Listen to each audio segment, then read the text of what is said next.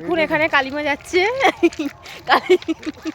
কালিমার পেছনে এখানে আই বইয়ের দাদা যাচ্ছে, ঠিক আছে। আর এখানে এখানে আমার বেবি, কিউট বেবি যাচ্ছে।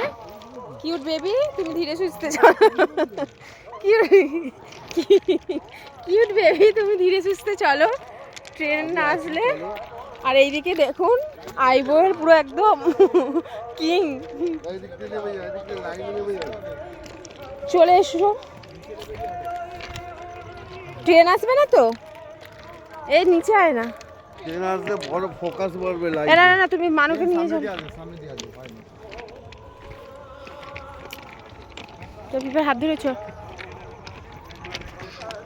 ওরে বাবারে হুমড়ি খেয়ে মরছি তো।